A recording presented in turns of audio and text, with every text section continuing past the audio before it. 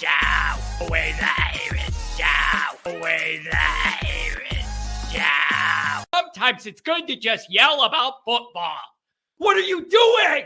Don't do this to me, Harry!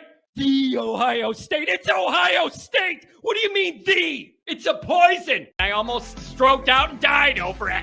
I'm glad to be at the party. I'm mad we're this late. You ain't a captain of nothing but a sinking ship!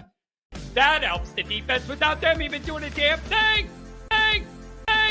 Doing a damn thing! The call-in line.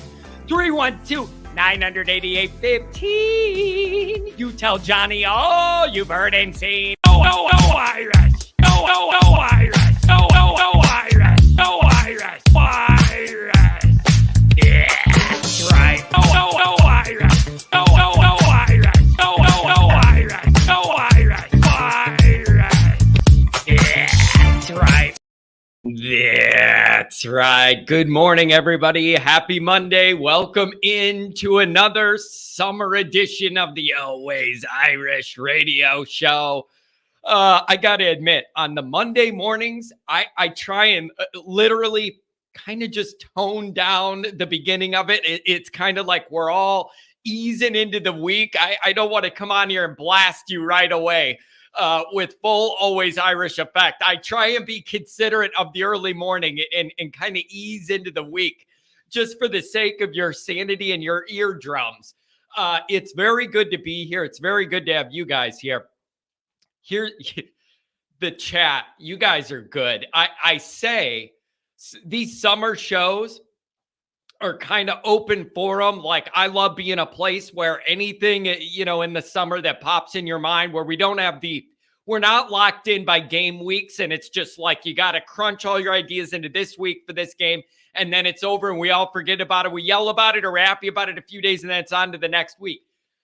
Summer allows us to kind of look at things differently. Bigger picture stuff, smaller picture stuff, like whatever it is. We got people shooting all over the map in the chat already, and it's some good stuff. So we're going to go over some of those strands of thought, and some of them I agree with. Some of them are really tough discussions to have, but we're going to go over it. So thanks, everybody, for being here. Listen, I'm just going to announce this now. It's the holiday weekend. I'm going away with family out of state. I need some pool time with some relatives far away, kind of get out of here for a little bit. So there isn't going to be a Saturday show, Saturday night, and probably not a Monday morning because we'll be on the road. So I'm just letting you know, everybody take a little break, be with your family, and we'll reconvene after that. But everything else until then is going to be business as usual. And even though I'm going to be out of town, out of state, I'm going to have content for you. I got stuff planned ahead that I could release for you so you could still have that if you want it over the weekend, okay? Crying Belly says, this is my family. Well, we need a good counselor then. Any family therapists? If this is your family, we need a big counseling session. I'll tell you that, Crying Belly. Anyways, thanks for being here. You can find a program on YouTube. Hit subscribe if you haven't yet. I don't know what you're doing. There's people that are here every day and they don't hit subscribe. It's like, John, I love you, but not that much. I can't give you that. It's hilarious.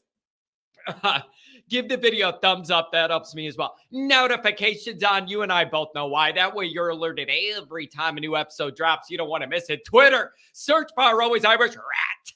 Always Irish Inc. That's one of my most funnest things to say. Always Irish Inc. Emails alwaysirishnd@gmail.com. Audio only anywhere you want me. You can locate me. The call-in line 312-988-15. You call Johnny, tell you all that you heard and seen. Fighting Irish Wire every day. Type it in the computer machine, your L tablet, your iPhone, whatever you got, Android, type in Irish Wire, read about Notre Dame all the time, all different sports, everything across the board. So be there or be square. All right, let's see who's in the chat. We got some really interesting stuff. Phone lines are open. I know Mondays, sometimes it takes people a while to wake up.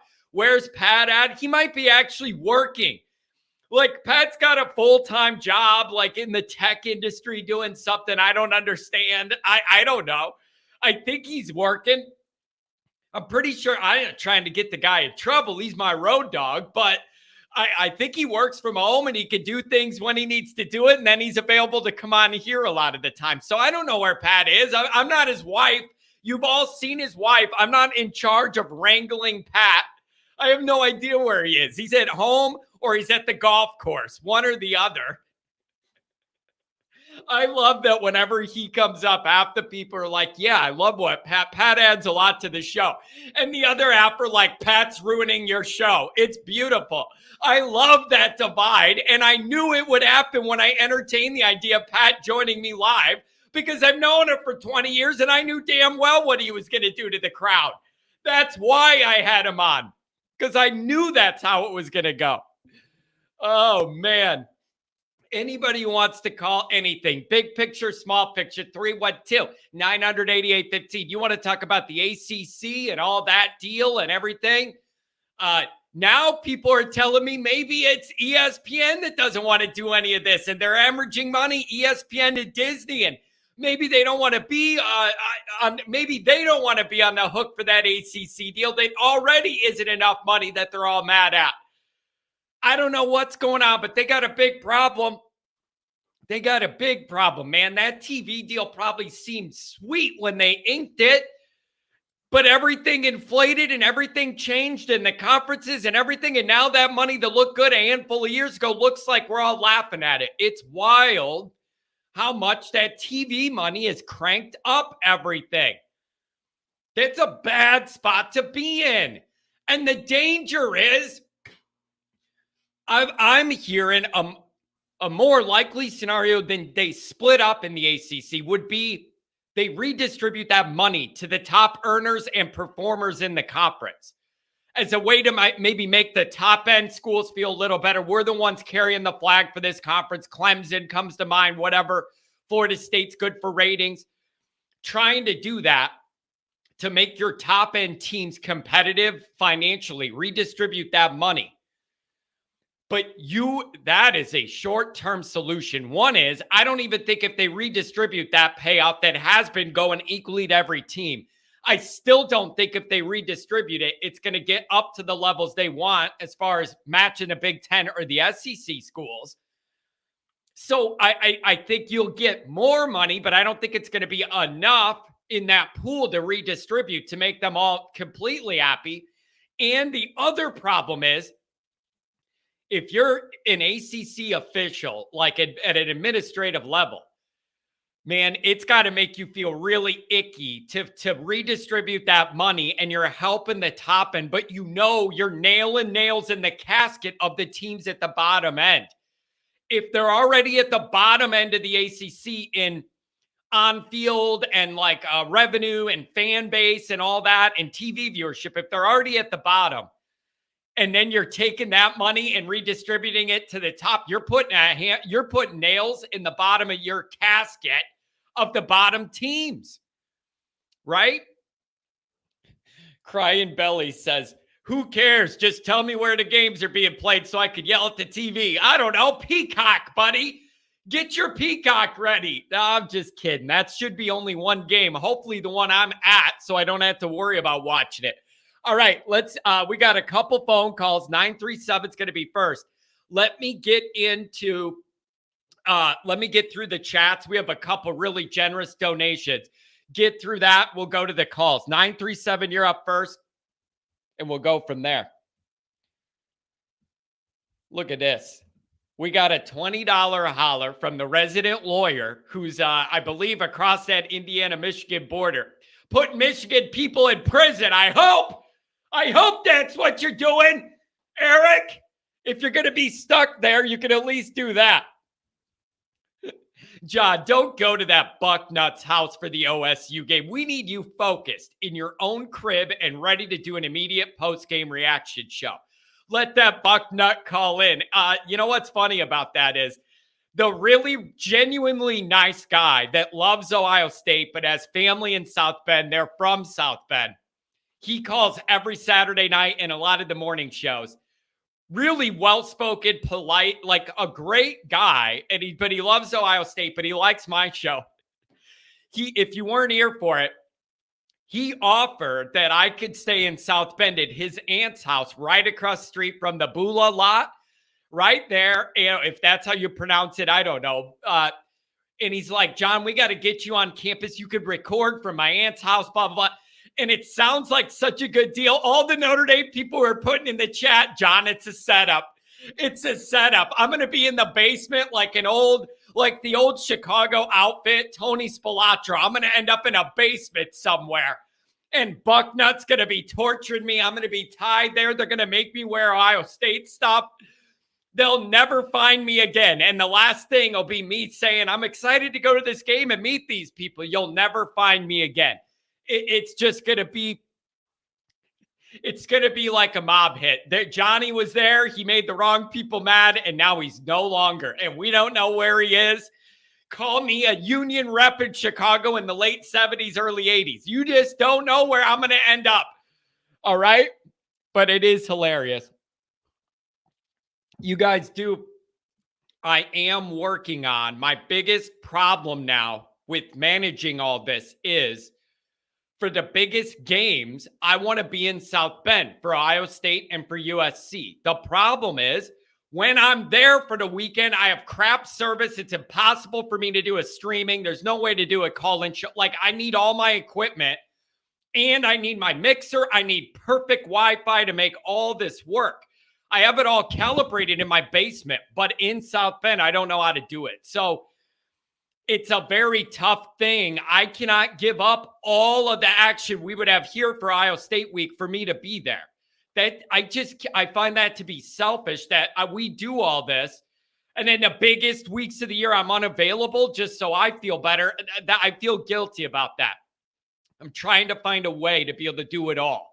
Get into South Bend for those big weekends so I could feel that vibe, be with the people, do all that. That energizes me. And be able to record a little and do all that. I have some lines in the water of different ways to accomplish this. I would love to do like the radio shows do in Chicago and have a road game at one of those bars or something. Set up on a Friday night and do a pregame show while people are drinking and eating in there. I don't know. But I got lines in the water. My wheels are always turning about finding a way I could get to town and not lose doing this show. I'm going to figure out a way to try and do both. Okay? But Eric, $20 holler, I appreciate that. Always looking out for me. They don't trust these buck nuts, even the nice ones. Even the nice ones. Mark with glasses. NBC's going to have a field day showing all the stupid-ass over-the-hill, sloppy, stupid Buckeye fans like the Bucknut and the cowboy hat jackass dressed like idiots in face paint every chance they get. Mark, a normal person might say, Mark, that's a bit much. Don't you think you should just chill out here a little bit? But I'm not a normal person. I feel the same way. I love it, Mark. I love it. And I hate that you and I both know that Buckeye guy. I did that rant on him. You know damn well he's going to be on my TV all night. It's going to have all of our pretty green and gold. We're wearing green. It's going to be, I tweeted, by the way, yesterday what color green I want. There's not all shades of Notre Dame green are equal. I tweeted the one I want. I'll try and post it here maybe later today so you can see it. But you're going to have all that green. You're going to have the sun going down in the South Bend sky in late September with good weather and all that. It's going to be a beautiful scene visually, and they're going to zoom in on that idiot. They're going to zoom right in on him. And they're going to go, oh, he travels everywhere. This is so awesome. It's a grown overweight man in face paint. What's not to like? Totally normal, right? Not in my place. Not in my place. I don't want to see it. I know I'm going to see it. And I know I'm going to freak out about it. And I'm going to be mad. But if we win, I'll feel a lot better about it. Oh, look at this, man. I got to tell you. This is the stuff that keeps the call-in show alive while we're trying to grow a big enough home base that it's just, kind of on its own and could just take off. Matt Miller with $100 holler. Good morning, always Irish Nation. Matt, I got to tell you, it means the world to me. And I say it every time somebody donates. None of this, I ain't Andrew Tate. None of this money's going to the Bugattis. I'm not buying a casino. All right. That's not what's happening here. All this money goes right back in to pay for the streaming software, the call-in line, whatever else we need, stuff for the tailgates we're having. Like, it all goes back into this. We're in growth mode, and I want to get us on a really solid footing this summer so that when the bulk of the action picks up, we have all of our loyal crew that's here year-round, and then there's a whole bunch of people right when the calendar turns to August, they all jump in. And that's where this gets exciting. We have a great dynamic now. What's it going to be like when there's 2 or 3 times the amount of people every day because we're in Ohio State week? Oh, baby, that's where I'm excited. So we're building a loyal group here, and we're going to parlay that into something much bigger and get these call-in shows going after the games and everything. We got big plans here, and they're not going away. They're not going away, but this $100 holler means a lot to me, Matt. Pays the bills. I really appreciate the support. Paul Conley with the $5 holler. Good morning, John the Great. Watched your show on Sunday. Good discussion with Pat. Very informative. Good job. Thank you very much. Appreciate that. Look at this. Look at this. Paul Conley. I'll be going to the Central Michigan game with my daughter and her husband and with my son and his wife. Look forward to meeting you at the tailgate. Listen, that's happening. It's going down. Central Michigan's going to be it. We're going to have a big group, a good group, a fun group. Yes, Pat's going to be there. So if you want to have a beer with them, you can have a beer with them. If you want to yell at him and tell him he's annoying, tell it to his face. There's your chance, because Pat will be there. He'll have the cigar going all day. You can let him have it. Tell him you love him. Tell him you hate him. Either way, it's going to be entertaining to see. Oh, Steven. Good to see you, Steven Arado. Morning, Irish Nation. Great show Saturday night. Those are fun. They have a different feel. They have a very, very different feel. That's for sure. C. Jones, what's going on? What is going on? Yeah, here we go, Paul. Saturday night shows are great. I look forward to Pat participating. He's an informative guy who knows what he's saying. Half the people are going to say that he doesn't know anything and he's talking out of his Chicago accent mouth and has no footing on anything and no information. It's exactly what you want in a radio partner. Somebody who people are listening to. Half of them love them. Half of them don't love them and disagree. It's like beautiful. Generates a little bit of everything. Mikey Pulls. Good morning, John. Sorry I missed the Saturday night debauchery. I was out watching my friend's band play. I have to catch the replay. You know what, guys? That's the good thing. If you don't have anything going on a Saturday night, crack some lids and watch the show. And we talk Notre Dame, and it's more casual until I turn Brian Kelly purple face and yell at somebody. But it's mostly casual. But God forbid, if you have family obligations or the wife wants to go out or you got kids that got a ball game or whatever, go do it. The shows live on as replay videos. So if you don't catch it live, watch it in the morning the next day or whatever. The videos live there. So it isn't just live. I want to make sure everybody knows that. If you miss it live, you could always watch it as a video. Sean Hunter, we are ND through and through. I love it. Look at this. We're sharing the love here. Crying Belly and I. Morning, John. Love you, bro. I love you too, Crying Belly. I love you too. Domer Guy 88. Let's paint the house. Rock built green on September 23rd. No more red takeovers. Yeah, that's a problem, and one I want to avoid still. We got a couple calls here coming up. I want to get it caught up with the chats. Calls are going to come up. John, tell me this. If Notre Dame's so held back by the admin with recruiting and it's stopping Freeman from landing 5-star dudes, doesn't the team need someone with an on-field coaching identity like Kelly? I mean, no. Like, I guess what for? Just like I think the angle here is that he has 40 years of experience, so it would be more important to know that guy has all that experience to be able to dictate day-to-day coaching, game day coaching. I guess that's where we're going here. I'm not saying ND's so held back by the admin. They're held back enough. Like, does that make sense? I'm not going to say they're so held back. I know Notre Dame makes certain academic accommodations for football players. They do to a certain extent. I'm not acting like there's no flexibility ever. Sometimes I just want a little more.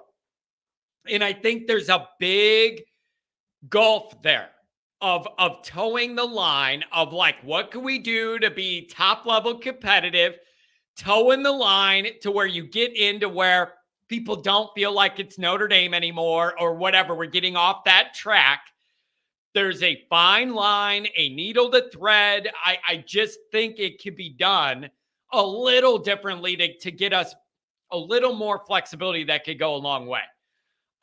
So I'm not saying they're so held back by the admin, just enough to bug me. Does that make sense with certain things? Like the undergraduate transfer thing comes right to my mind. Right to my mind. There's no way you could tell me Notre Dame cannot create a little bit of a lane there for some undergrad guys that are willing to put in the academic work, but maybe their credits don't all line up. Have them do an extra thing in the summer to get caught up. Or you can't tell me there's not an angle there. And it would help Notre Dame so much. Like, maybe there's a great example. Like, you cannot tell me there's not a way Notre Dame could thread that needle to where they could live with the dynamic. And I feel like it's helping Marcus be able to have a little more roster flexibility.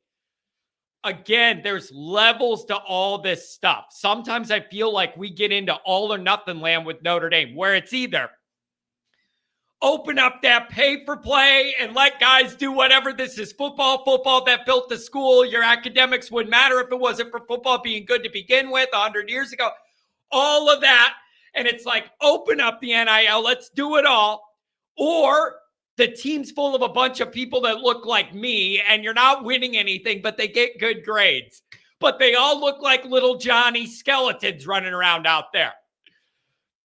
There's a lot of room in the middle to be worked on. There's a large area to play with in between those extremes where I think from both ends we could be a little better. That's all I'm saying. Who has given us 5 straight 10-win seasons with a shaky roster? Crying belly, we got to decide what our goals are here. We have to decide what our goals are here. And I thought everybody was getting sick of winning 10, 11, even 12 games. But when we get into anything that matters, it's a blowout. We're not competitive. And I thought that was the idea of the Freeman era, is to say that those aren't what we're going for anymore. Like, that's not what we're going. Everybody was frustrated with it. Brian Kelly was frustrated with the way we were going. And so it's just, when you say shaky roster, let me put it to you this way. Name one Brian Kelly season at Notre Dame that did not have one embarrassing disaster on the main stage. You can't, because every year Brian Kelly had at least one embarrassing non-competitive disaster every single year. Yeah, some of them might have been in the playoff or, whatever against Alabama in 2012. I realize what you're going up against. But the point is, yeah, 5 straight 10-win seasons, but we were never doing better than that. So were we just supposed to be happy with that every year? Kelly felt it was stale. I felt it was stale. I think the idea is to do better than that. And by shaky roster, I just mean having well-rounded position groups with adequate depth and rotation, stratified over the years, balanced out these classes. We didn't have that towards the end of Kelly, and last year we did not have that. And we didn't have that. The way that wide receiver and quarterback room were built specifically, completely unacceptable. Negligence. The way those two rooms, as important as they are in college football now, the way they were being managed, negligent. What we had in the quarterback room, how we recruited them, how we developed them, not good enough. Wide receiver, unbelievable. Unbelievable how we entered last year. So hamstrung there. So I just want to see maybe a more well-rounded roster here that could maybe withstand some of the grind of the Notre Dame schedule. Here's the other thing I've been thinking about a lot. When we get into this new playoff era, you're Notre Dame, you're going to have to win a string of games. You're going to have to win a string of games, okay? You're going to get beat up over that month, whatever that is, 4 weeks, whatever it is. You're going to get beat up. You are going to have to be able to withstand a physical gauntlet for about another month in a row.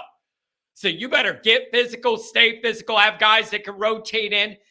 It's changed the way I look at it a little bit. You're going to have to be well-rounded and have depth to withstand that gauntlet. And I need Notre Dame's roster to be a little bit more well-rounded and for me to feel like you're going to be able to navigate that.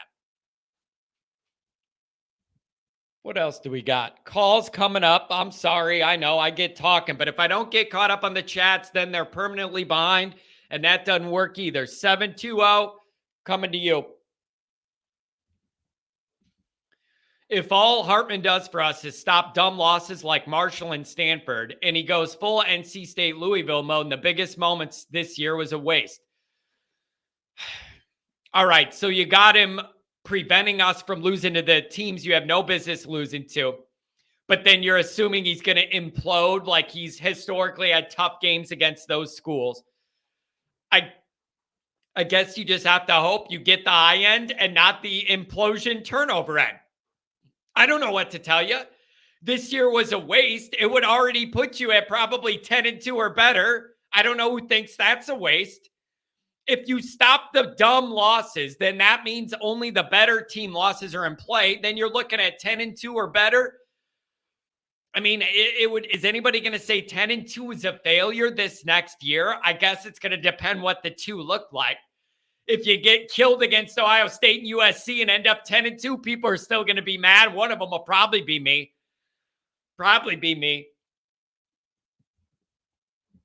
Reese haters can't put the pieces together with the Buckner situation. One of Reese's biggest flaws as OC was he only played guys he knew as complicated and huge playbook. Buckner starts. All right.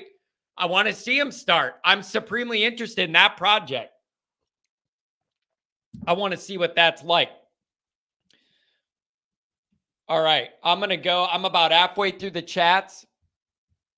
And my phone line just either disconnected or the person dropped off. Callers, I'm ready for you if you want. I know people are working. It's hard.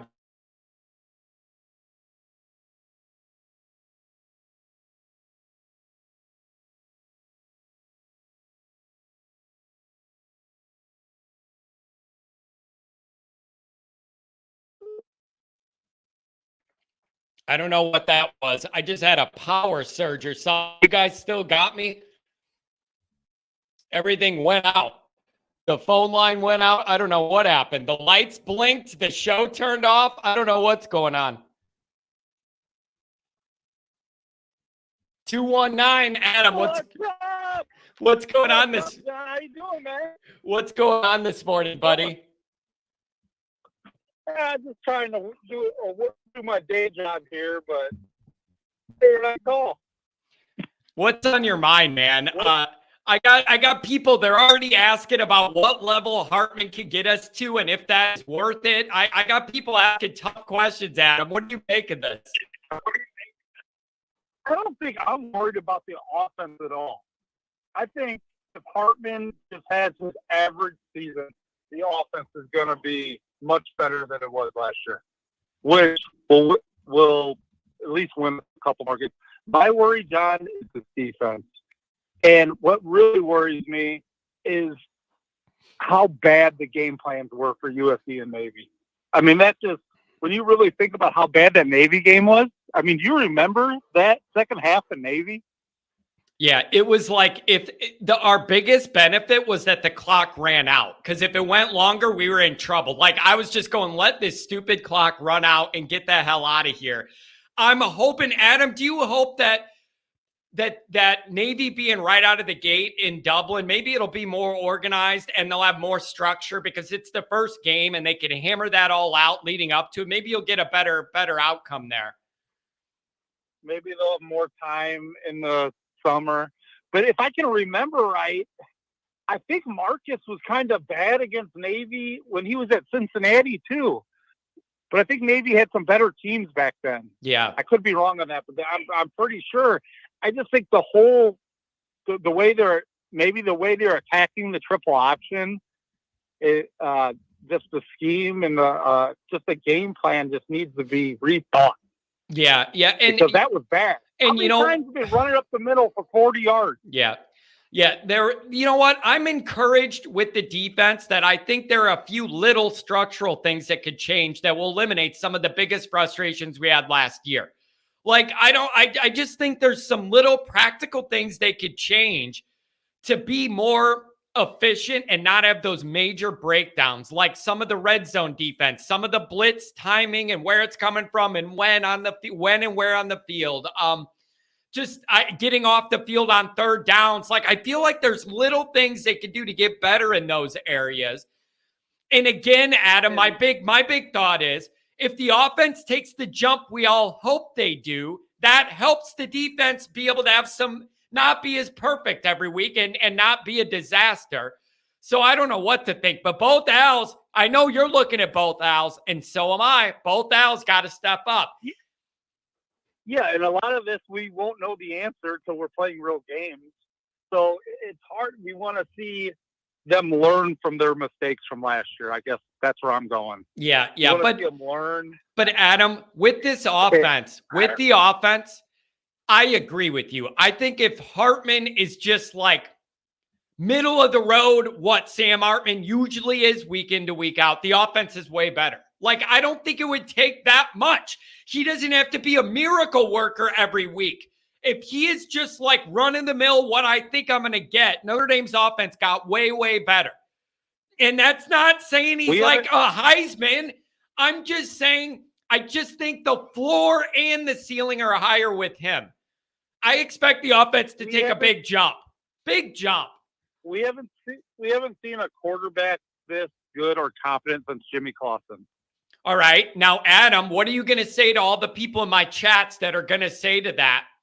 Oh, look at all the turnovers he had. He gets in these modes where he's turnover prone, and he's going to do that in the biggest games in Notre Dame. And then at that point, there is no benefit to this. You'd be better off with Buckner and developing him more. What are you going to say to that? Because I've already gotten those messages today. Well, I guess if that happens, if the season goes south, then those comments will be right. You were better off with Buckner. But if it's a real good season, Adam, I think the floor and the ceiling are higher with Hartman than Buckner. I just think that. 6-year guy, seen it all. I like the rhythm I saw in the blue and gold. I know that's not the end all be all, but I just feel like the floor baseline level play you're going to get out of him is higher. And on the top end of if everything goes well, it's higher. Like, I just think that's the tide that raises all ships. Are you kidding me, though? Think about it. People are messaging you worried about his picks against NC State and Louisville. Buckner has as many pick sixes as he does touchdowns at Notre Dame. I know. So then I don't know. But then is the argument about development at that point. Then is the argument you've already invested this much in Buckner. Now you're not finishing the job of really getting him going. Like, that's got to be the argument then, because I don't trust Buckner either what I'm going to get, and not because I don't like him as a player, because he hasn't been out there healthy enough long enough for me to build that comfort with him and him to get a rhythm. I don't know what I'm going to get. I feel like I know what I'm going to get from Hartman more, and that might help the airline. Everyone loved Tyler when he was here. He was a good Notre Dame guy. Adam, he worked hard. Listen, nobody could say we did not support him as a fan base. We all love that guy. He was a great student representative of the university. We all wanted him to be an elite guy since high school. It certainly wasn't due to lack of fan support. Yeah, I was the biggest Buckner fan. I was always telling him, just wait till he starts playing. Just wait till he gets in the road. Wait till he's healthy. But the problem is Marcus couldn't go into this season. Yep, in the same spot. Not knowing if he'd be healthy, or even if he was healthy, Tyler has shown he could have a hot quarter where he looks like he could be an All-American, and then the next quarter he throws 2 pick sixes. Yeah. So yeah. What do you want Marcus to do in this situation? Yeah, it's tough. But my thought is higher floor, higher ceiling, better wide receiver talent to work with. I expect this offense to look a lot better and be more exciting and look more like what we see out of better teams around the country. A well-balanced offense that could do it to you both ways. And I like that. I like that a lot. Adam, can I bring up something to you that's come up multiple times over the weekend that has been in my mind, causing me some problems? Check this out. Multiple people have said to me that the Ohio State game is a big deal, but not in the way I'm thinking of it, saying if Marcus Freeman loses to Ohio State, that's a bad sign for Marcus Freeman and Notre Dame, and we're all going to be upset. And if you can't beat Ohio State in this situation, when can you? That's a huge red flag. And then the same people are saying if Marcus Freeman beats Ohio State, it's going to put the flames to Ryan Day's chair. Michigan beats him later in the year. Then he's lost to both of us. He gets mad or forced out of there, and then they call Marcus, and then he goes there. We lose no matter what, Adam. We lose no matter what. Yeah, I think one of the callers Saturday, you weren't quite. He was, he was saying a lot of negative things, but one of his comments I don't think you were quite understanding because you were getting worked up. He said the Ohio State is the beginning of the end to Marcus's time at Notre Dame, no matter what happens. And his point was, if we beat them and they beat Michigan, and they lose to Michigan, guess who's calling Marcus? Yeah. So it's like if you win, you lose, and if you and then it's like, well, but what I would want to happen is for us to beat Ohio State. And then for them to find a way to beat Michigan, because then they would have that win, I would have this win, and it makes us look better. I could go down for that. John, let's be honest here. Sooner or later, I would bet almost anything Ohio State's going to be calling for Marcus Freeman. It's going to happen.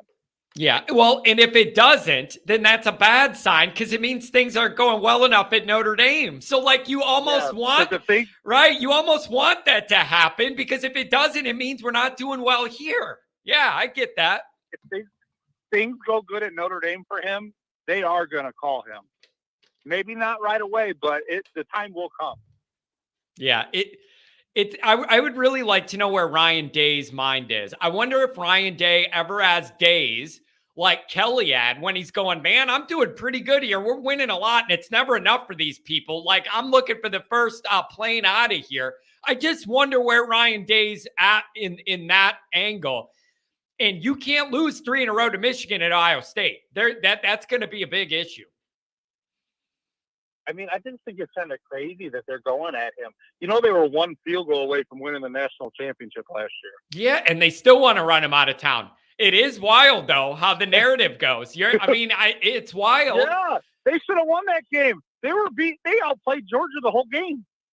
It's that Michigan thing is a big deal, though, man. All those Ohio State people say we could go 1-11. That better be the one you get. It's just a big deal to them. And the other thing is the last 2 years, Adam, those games have been ugly too. They have been very ugly up for Ohio State. It's not like you could say both those games were down to the wire and both teams played great. Ohio State was doing stuff they usually don't do, looking bad both the last years. Here's my question for you two with Ohio State. Why is everyone acting like this is the year to get them and all this? They're talking about them having 7 first-round picks maybe. Yeah. Well, isn't it the quarterback? It's got to be because they're coming to your place and they have a younger quarterback, but nobody's going to argue about all that other talent. Yeah, they got 7 first-round picks, so how hard could it probably be just to throw it up to Marvin Harrison Jr. and hand the ball off, right? But see, Adam, isn't that where we start talking about Notre Dame and the green out and us being loud and putting pressure on that quarterback and making it hard for him to hear what's going on? And every third down, everybody's going nuts. Those are the little things that matter in these ball games, being a home and away. And I hope we get it, man. Rattle that kid. Be loud. Make it confusing. Whatever you could do. Yeah, and that gets me to my next point, John. Anybody that is involved in this chat or calls this show and complains about too many Ohio State people being in that stadium, and you aren't in the stadium yourself, you're full of shit. You need to shut up. That's a good point. So yeah, that's a good point. If you want to complain, you save a little money this summer. Tickets are always available. It's the biggest myth out there that tickets aren't available. John, you know the tickets are always available. Yeah, it's just a matter of how many more. Yeah, but how many mortgage payments do I have to drop to get one? That's the problem. You can find them, but how many? You can sit up top you know, you can sit up top for pretty. You can get them. I mean, it's not that crazy. So, pretty much anywhere in the country, if you want to be there, it's a couple-hour flight. You could stay in the Chicago suburbs. You could stay in a lot of nice hotels in Northwest Indiana and drive over there in an hour. It's all excuses. So if you're a Notre Dame fan and you're not in that stadium, I don't want to ever hear you cry about another fan taking it over. Yeah. You don't have the right unless you're there. Yep. It's gonna, I think we'll have a good turnout though. And if we don't lose before, it'll be a heavy pro Notre Dame crowd. If there's a loss before, then I get really worried. If we lose any of the first 4 games, people are going to be selling them like hotcakes. And that's where the Ohio State people take over, is if Notre Dame has even one loss, it's going to be a fire sale. They're going to end up online, and there's going to be a lot of red, and they're all going to have the energy. We got to be undefeated to build this the way I want. It has to be. You remember, though, I can remember you even messaging me, saying, oh, how does it look? Everyone's saying there's orange everywhere, like Clemson was taking it over, that there's so much orange. And we got in that stadium, there was not much. You know what it is, Adam? Because we were around all weekend for Clemson, and you're going out Friday to eat, have a drink, whatever. I think it was just that orange is so obvious because it's orange. You see it out of the corner of your eye everywhere. It looks like everywhere I looked, it was like, oh my God, another construction zone. Everywhere you look, it was orange. But then I got in the stadium. It was not bad at all. They did not take it over. However, Adam, when I talk to the Clemson people, you know how I am. I get in a bar on a Friday. I'm drinking a little bit. I start talking to everybody. When I talk to the Clemson people, what they said is, we all wanted to come here in the COVID year, and it got canceled. And then you didn't get all those same people that were available to do it this time around. So some of their attendance did get messed up by the COVID trip. A lot of them wanted to take and couldn't make. And someone like Clemson, they're saving their money for playoff games. Yeah. I mean, honestly, if you think about what it costs you to go to the big games at Notre Dame and then go to 2 playoff games with all that cost, if you want to go to all those games. Yeah, it's true. It adds up a lot. And then also, Adam, the other thing in the mix here today is, I don't know what's going to happen with the ACC. I have no idea what they're going to do. Now people are messaging me saying ESPN and Disney and all them might not want to do this anymore with the ACC. They might be pushing people to get out of this whole thing. It's a mess down there, but Notre Dame's connected to it, and I don't know what the truth is anymore, and I don't know what the path is anymore. I don't know. Yeah, I cannot believe they signed a TV deal for so long that was worth such little money down there. Yeah, it must have seemed like a lot at the time they did it. But man, the way everything's gone up, timing is everything. Timing is everything. I'm not sure when it expires, but I thought I heard someone say 36. Yeah, I think it's 36. I'm pretty sure it's 13 more years. I think it's 13 more years. That'd be right, and there's no way out of it. Why would you ever sign a deal for that long, knowing how things change fast? What's the Big Ten? It's probably a 10-year deal or something. Yeah, and there's no window of renegotiation for both sides to halfway through look at where that ain't how it is. They're locked in, and it's a bad deal. I don't know what's going to happen, but the read redistribution money to the top end, it's going to be good for them. But I feel like you're nailing the coffin of your lower teams. That is a very uncomfortable dynamic. You're going to start having animosity between these administrations, who's getting the money. And it ain't a good place to be where they're at. It's not. Now, I thought I read somewhere that they signed that long of a deal because it was to get the ACC, for ESPN to put the ACC network out. And then ESPN agreed to it, but they said you have to do this 13-year deal or whatever, 15-year deal. So that kind of screwed them, I think. Yeah, I don't know, man, but it's ugly. And there are no easy answers. Like, there are answers, but none of them are good. I don't love any of the answers or the solutions. And I don't know. It affects us because we have to be ready for the other sports to be in a conference. Right. So they have to be ready if something happens. Yeah. Just thinking about just thinking of it in terms of football is a mistake because they have to worry about having a good, solid, stable home for all those other sports. So I don't know what's going to happen, and I hope Notre Dame has their plan together. If this, then we do this, and if this, we do that, and like have it all figured out. Whatever the options are, they know where they want to go next, who they need to talk to. Whatever with the TV deal and all that, I don't know what's going to happen. I'm very interested to see. Yeah, I guess we'll see. We'll have all summer to watch. But, hey, on a positive note, we play a game a week earlier than normally this year. Ain't that nice? Adam, I almost had a major issue with that.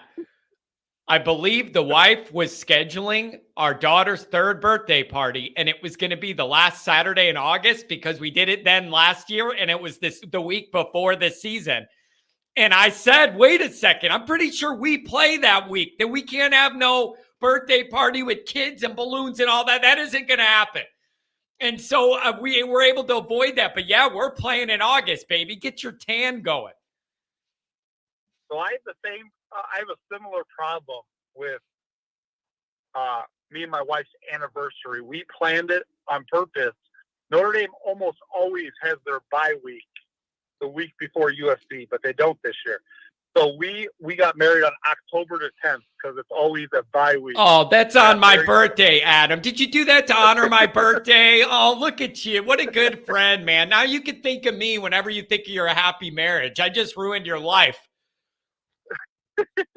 So we always plan like our trip for our anniversary. It's always a Notre Dame bye week. So everything's around the bye week.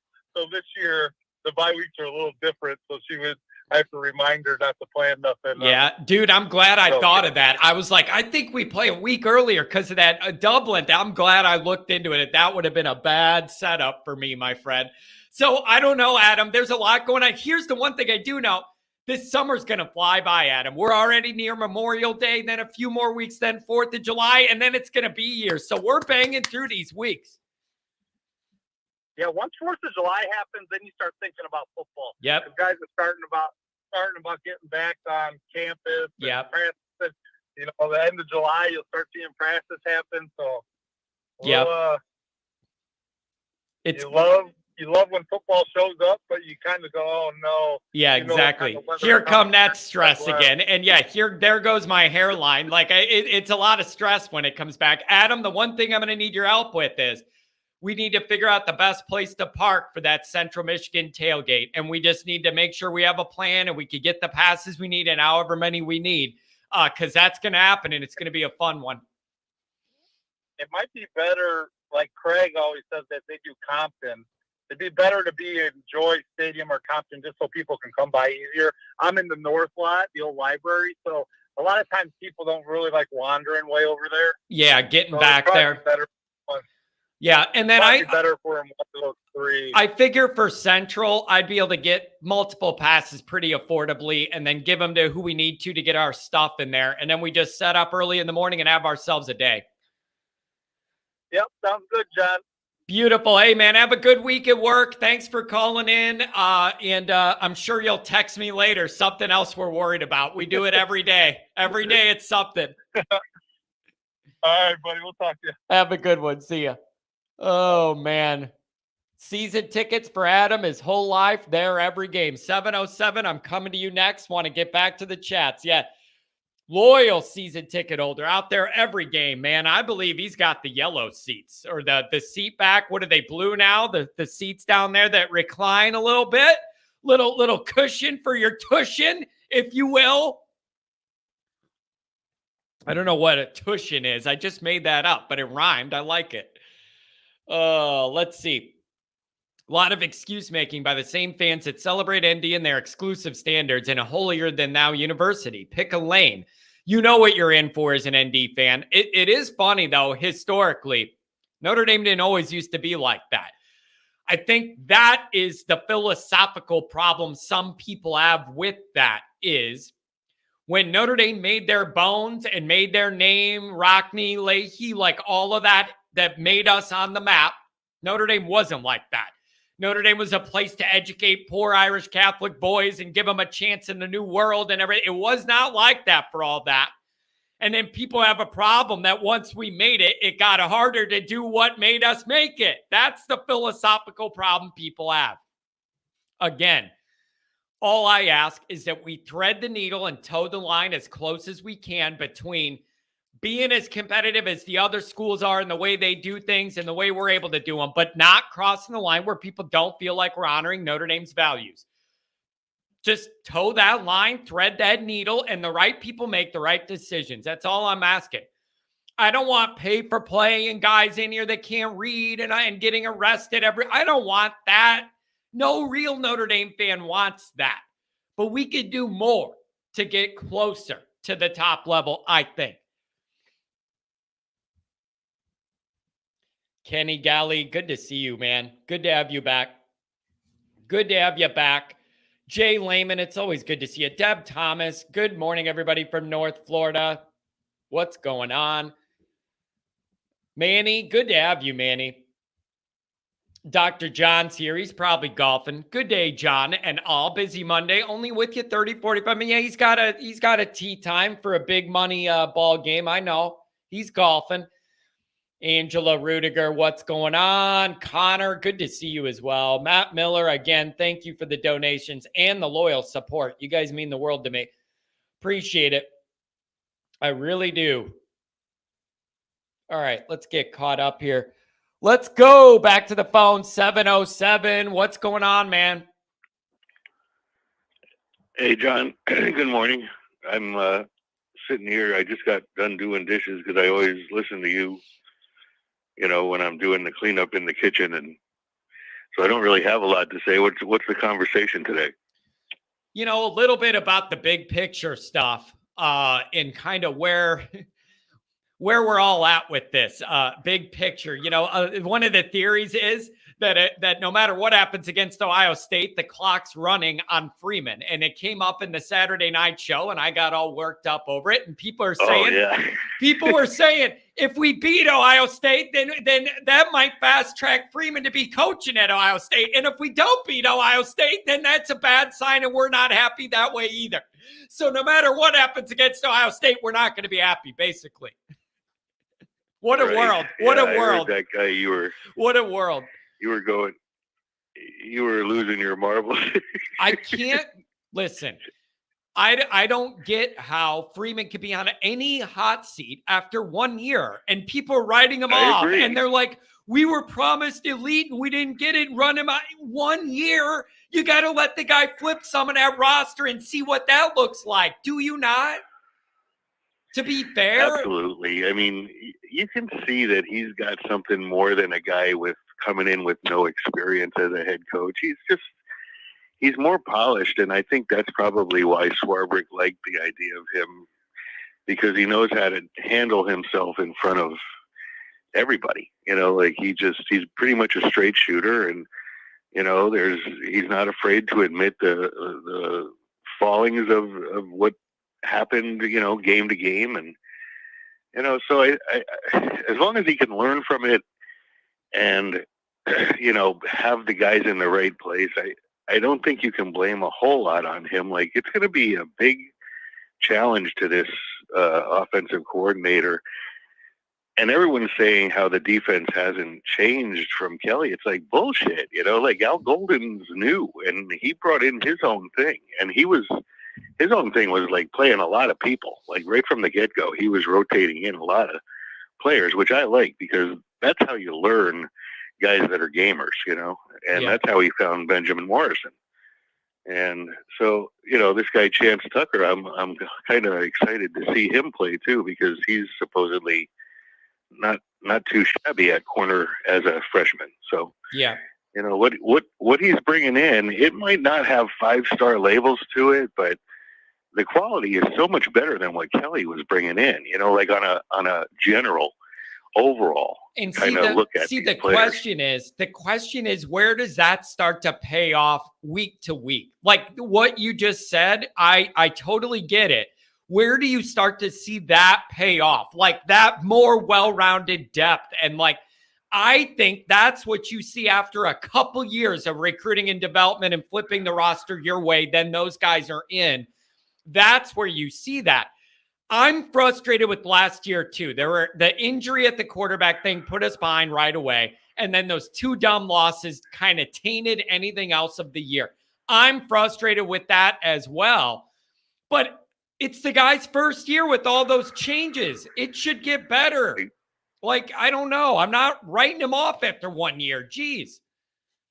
Yeah, I'd rather see those 2 losses come in his first year as a head coach than, this year or next year or the year after, those kind of losses. We just can't have them. And, he's just got to be able to instill.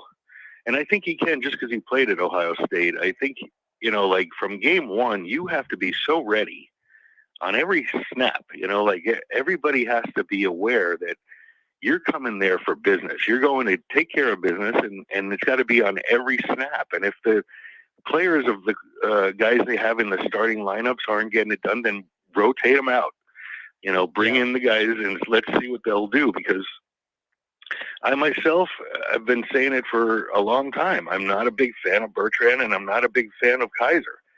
So if they have these other kids that are supposed to be these whiz kids of the gridiron, let's see them rotate in and let's give them a few plays or a few series in a row and let's see how they adjust. Because I like that. Is it going to be a new movie? We're going to record it on campus, the Wizards of the Gridiron. I like that. You just created a new genre, the Wizards of the Gridiron. And they just come out and they have magic spells and then we play good football. I love it. Wizards of the Gridiron. I like that. Yeah. Well, I think you have to give Freeman a little line, a little rope. Yeah, but nobody wants that. Nobody wants that. And when I say that, it's excuse making. And it's, John, you were riding Kelly every year that we weren't getting over the hump and all this. And now you're carrying water for Marcus. You want to buy him time. How does that make sense? I had over a decade of evidence with Kelly. I only have 1 season with this guy. Can I see a little more? Can I let his version of recruiting take hold and see what that looks like in 2 to 3 years? I think that's fair. In 2 to 3 years from now, if we're winning 8 or 9 games, Marcus is out of here, and I agree with you. But we're not there yet. I know. And what was Kelly's first year record? Was he 500 or was he below it? Listen, on that, I do admit Kelly inherited a worse situation. So I am going to grant him that. He did inherit a worse situation, but I'm just saying overall, after 10 years, I think I have a body of work of Kelly to know what I like and don't like and what I'm looking for or not. Freeman is 1 year and he's mid-flipping this whole roster and recruiting differently. I want to see what that looks like in 2 to 3 years, and then I'll start making some bigger picture determinations here. I think that's fair and reasonable. Well, maybe, but I'm not so sure he had inherited something that was less than what Freeman's inherited. Because if you look at Freeman's receivers that he inherited, there was nothing there. Yeah, and literally. By nothing, you mean literally like one person. Like, yeah. It was a bad spot. And his quarterback was Ian Book, and a kid that hasn't played a full year since high school, his junior year in high school or something, or sophomore year. Yeah. So he didn't inherit a whole lot coming in. I'm telling you this right now. Middle of the road, Hartman. Like, not Heisman level, but not like his worst games where you have a couple picks and it snowballs on you. Middle of the road, Sam Hartman at Notre Dame, healthy. And this team's way better no matter what else happens. I think that. We are not used to what he brings as a quarterback, and I think it's going to open some Notre Dame fans' eyes to what it could look like to have a guy who could throw it around a little bit that a lot of Notre Dame fans are even too young to have seen here yet. Like, and receivers that can catch it. Yeah, middle of the road, Sam Hartman, and I think this team's way better. And then maybe that eliminates your 2 dumb losses you should never have or something. I just think he doesn't even have to be his best to make the offense better. And you could say it's a low bar, but it's still the one we've all been drinking at. It's the one we've been drinking at, though. That's the one. Yeah, it's been a low bar for 15 years, Yeah, and I don't think people even realize anymore what Notre Dame could look like if you actually could be a threat in that part of the game. And I think we're going to see it, and it's going to raise the bar what's possible. I'm excited for it. Keep him healthy. That's my only worry. I am too, and I'm also excited in the turnaround that I'm seeing and hearing and how our recruiting is going on these defensive line players. We have a pretty good guys that got some pretty good reps coming back, and like Rubio and Anye, they all got some playing time. Howard Cross is coming back, and then you have these young guys like Vernon and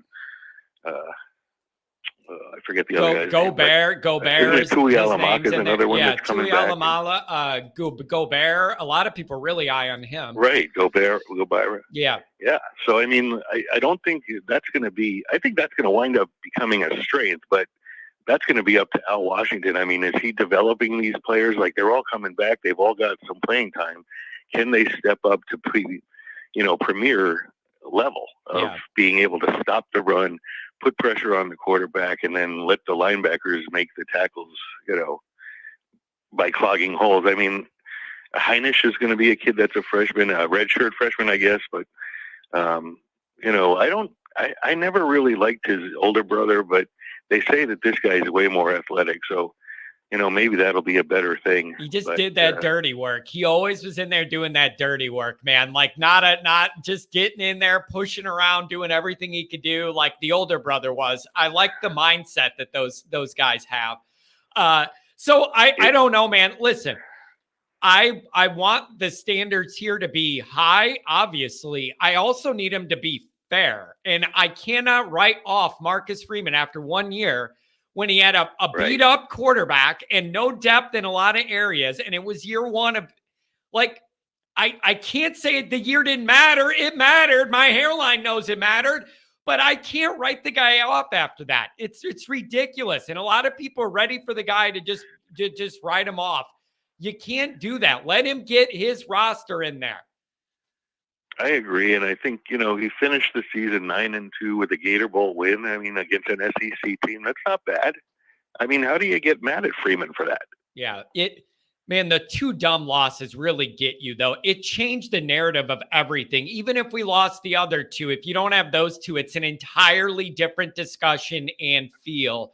And there's nothing you can do about it. It's a tough learning lesson for everybody. It's just those 2 killed it because then you're looking at a different narrative than the one we got.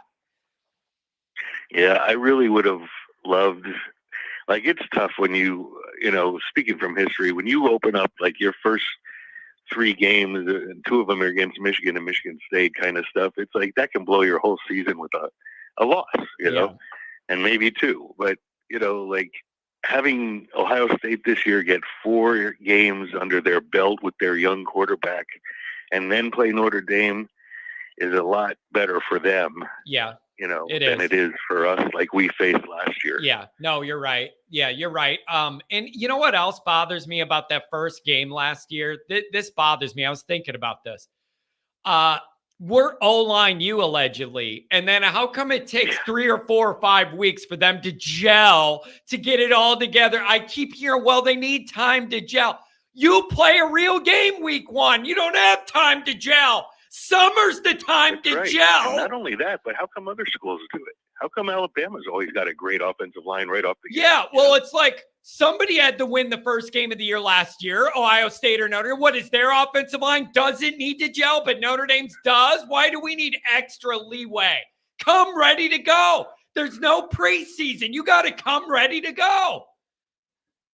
I know, and I'm getting tired of hearing this brotherhood talk. It's like, I don't care how close you guys are. Be better on the field.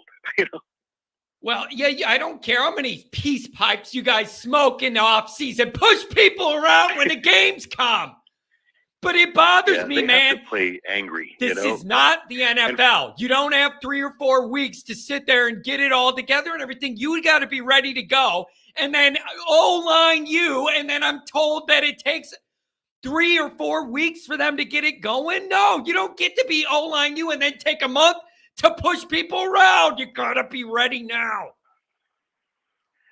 Yeah, well, obviously it wasn't, because when you're using, like, Josh Lugg finally wound up playing maybe 2 good games at the end of the year, but he took a very long time to settle into a guard position. And of course, Correll is my major problem. And maybe this is his 20th year. Maybe he'll be better this year. But I think you got to play. Look at you. You're taking these younger kids that are just. You're taking a shot. Athletes. You're taking a shot with that. And then I said a joke last year that Correll couldn't corral anybody at O-line. I still like that one. Yeah. I mean, he was never strong with his legs or with his upper body, and he was smaller compared to everyone else on that line. I mean, he was playing next to Patterson and Lugg, and he couldn't do anything, and that's another thing. Patterson was out against Ohio State that first game too. Yeah. So you have a brand new quarterback without your best lineman, arguably your best, because, Alt stepped in and did a good job, and I expect that from him again this year. And I think Fisher's very underrated. Every time I watch him play, he beats his man like every freaking play. Yep, those tackles are going to be really good. You got to hold up in the middle, though, for that to matter fully. That's my concern with the O-line. Like, if you want, I love those tackles. I can't have you getting pinched and pushed inside. Like, it's not going to do me any good to have pillars out there, but we're getting pinched inside. It'll ruin everything. That's the worst thing that could go wrong with this offense outside of health, is the interior O-line isn't quite good enough that we could take full advantage of what we have on the outsides. And I want to see that play out. Well, Correll, hopefully Rudolph is going to work, wonders for him, because, if he's getting beaten on every single play, like Ohio State's guy came up the middle and just destroyed him. You have to use your leverage, like just the simple thing of wedging a guy. If you can beat him to a spot and just turn him and push him to where he's trying to go, like just push him into a crowd. Like, you don't have to try and man up and beat him, drive him back every play. Wedge him off. Yeah. Wedge him to one side or the other. Yeah. Make him use his. Exactly. All you got to do is get him off balance and kind of heading the way you want him to go, and then you're good, right? Not asking for. I think so. Yeah, I've played that, and if there's a guy that's just obviously bigger and stronger, the only thing you can use is I'm that just force picturing you. Him. I'm picturing you, like the way we talk and what you just said. I'm picturing you like hanging up with me and going in the yard and pushing a sled around. Like, let's get it together. Just pushing that sled all over the yard, getting your technique down, a bull rush. I love it. I did. My mom used to call me perpetual motion because I used to drive. We had a hassock, and I would get down on the stands. I had an older brother and a father that were huge sports fans, so I just like sports just because they did, Yeah. So I used to drive this hassock all over the house. Oh man, this is I don't know, my friend. This is going to be a long summer. It's going to go fast, but there are just a lot of big picture worries. And you know what I'll finish with is this. With the 2 dumb losses Notre Dame had last year, it really, really makes me value the regular season of college football. You have so few games, the least amount of games in any major sport league. Everyone is worth gold, and you just cannot afford to throw even one away that you shouldn't lose. you just can't do it. And Marcus Freeman can't do it anymore. We used him up last year. Can't have it now. It's got to end. Yeah, well, Notre Dame's fans have never really been patient. Like we expect to win all the time. And so I think Marcus Freeman knows that. So, like I said, after that Gator Bowl win, I didn't even see him smiling when they were talking to him after the game. He was already so stressed, for the next year, I think. Yeah. Yep. It's been a whirlwind. It's been an adventure, and he's had a lot of unique things come up and unique challenges. Hopefully he emerges better for it. But I don't know, man. His recruiting is good, and his coaches that he has in place, except for this offensive coordinator, I feel pretty good about everyone else. Yeah, so I want to see. All right, I'm going to tell you this. Remain to be seen, just how this offensive coordinator, how creative he is and how he can make adjustments on the fly and halftime adjustments and getting them ready to play from the very first snap. Like those are the real keys to. And I'm open that, but I'm hoping the quarterback jump is going to help him ease into that part of whatever he wants to do. I'm really hoping that Sam Hartman's going to be able to help him along in that mission. And I don't know, man. It's just the track is here for Notre Dame and what this could be, but this year is just a big year. We have got to have a good year, and that recruiting, I like where it is now. I loved where it was this time last year. The problem is we got to signing day, and I had to keep scrolling to find our name. We're number 4, whatever now. It was number 1 last summer. We didn't end there. I need momentum to stay, and I need you to end the classes there. Yeah, and I think that some of these kids that like CJ Carr has been promoting, Notre Dame to a lot of kids coming up. So he's not even there yet, and it's a good sign. He's doing his work, Yeah, it makes me feel good because it tells me that if guys are committed and they're not doing any of that, it makes me think, how committed are they that they don't want to put in the work if they're not even sure they're going to be there to bring other guys? Like, that's where my mind goes. So when I see him recruiting, it reaffirms to me he's still fully in this, which I can't assume anybody who's verbally committed is anymore. So it's a good sign. Yeah. Yeah, and I'm really happy that we have a quarterback coach, Gaduli. I think that's going to be a huge, plus that we haven't had. Yeah. Since I don't remember the last time. Other than a duel. That may be one of the most underrated parts of the new look Notre Dame situation. He may be a key part of this that's going to get overlooked, just because I'm not certain that the quarterbacks recently have been dealt with in the way that I think they would need to be to get this where they want to be. I'm really open to him being a secret weapon there, but kind of behind the scenes working with these guys. I'm encouraged about what I've seen and read from him. Well, I'll bet Gaduli's pretty darn happy, too, that he has such an experienced quarterback, because here's a guy that's going to have to learn the playbook that this new guy has, and I don't know. Maybe that might be a part of Kelly and Reeves where they're not changing much. I don't know. That remains to be seen. And then think about this. He's going to be happy now of what he has to work with year one. He's got to be licking his chops at the young talent behind it, getting a chance to work with Minchie, and then looking at Carr. That guy's got to be thinking, I really have some things to work with here. He should be thrilled. Yeah, and I'll bet that he's, every snap in practice that Hartman's taking, he's got Minchie on the one side and CJ Carr on the other side that's saying, here's what the play is, here's what he should, do. Yeah. Like, here's where you have to, or correct, like what the play was, and just keep on talking to those kids so that they're ready for, when they see a defensive alignment, they know how to react, because Gaduli's talking to them about it. Yeah. Here's what you have to look for. Look at this lineup. Here's their weakness right here. Let's call this play, Yeah. Yeah. So I'm excited to see where this all goes. It's going to be a very, very interesting and important, critical year too. Anything else, my friend? It was good touching base with you. I know it was good.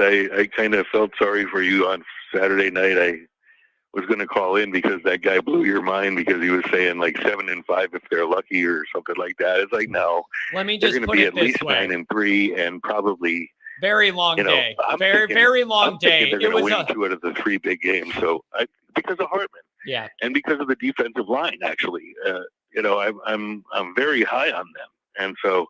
Unless they get gassed, if they're not in shape, then I expect big things from them. Well, there you go, my friend. And we're going to count down the weeks, and we're going to stress out till we see it, and then we'll be able to react to it. Hey, have a good week and a good rest of your Monday. Always good to start the day with you, my friend. Thank you. Okay, and all you guys in the chat, I'm Joe Long, by the way. So if you want to yell at me in there, I'll be ready. There you go. Get him. Have a good one. Yeah. Take care. Have a good day. God bless. Go Irish. See ya. Go Irish. Joe Long. Give him a hard time. All right. I got some chats I wanted to get back to. I always love talking to him. His voice soothes me down. I don't know. There's just something about it. Kenny Galley says John's going to get Momo'd if he stays at the house. Yeah. And it's just, if you know who that is and all the story and the Chicago mob stuff, that makes perfect sense. Yeah. I'm going to be making myself some sausages in the basement. And then one of my own people's going to come in, and then Johnny goes bye-bye. There was no forced entry at Momo's house. There was somebody he knew from the inside with word, we got to take him out. He's getting a little too big for our publicity likes. Yeah, look, everybody's saying that Ohio State guy's too nice. John, don't go there. It's a setup. Look at it. Dude's a little too nice. Like, that's where we're at in society when the negative knock on somebody is that they're too nice to me. We got to start questioning their motives. I don't blame you, though. It crossed my mind, too. This guy's being really nice to me on my show. What's his angle here? Yeah, look at this. Don't go, John. We'll never see you again. Your brother will fill in for you. I thought about trying to do something like that. I think it was for, what was it? Not Halloween.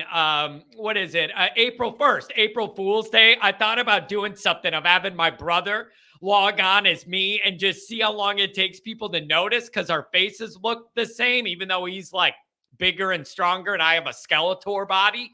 But I thought about doing that. Dirty Mike. All your listeners will set up a perimeter outside ready to charge in. I'm telling you, I need my entourage. I want Mikey Poles, the worldwide weightlifter. I need him walking clear in the row. And then my little skinny behind walks in. And I need some beef, man. I need some beef. Phil, it's good to see you, Phil. What a great family. Nice family, man. Good. Just all of them. You are all wonderful. The wife as well. Cousin Luke is like the guy who keeps getting kicked out at the stadium, but keeps finding his way back in. You know what I'm going to tell you guys? Listen, this is not my proudest moment, but I'm going to admit what we used to do at Notre Dame, you can't get away with now. When I was in high school and had older friends that were students at Notre Dame, but I was still in high school and I'd drive over to the games. They were in that student section, right? And back then it was like a little kind of fold book, coupon book almost.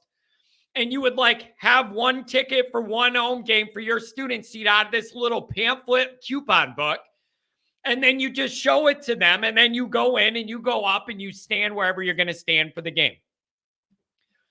So what our people would do is they would go in with their student ticket or whatever, go up to the top of the stadium, put that little coupon thing in a Ziploc bag with a rock, drop it off the stadium into my hands on the ground. Then I go in with that student ticket and I'm standing with them and nobody knows the difference.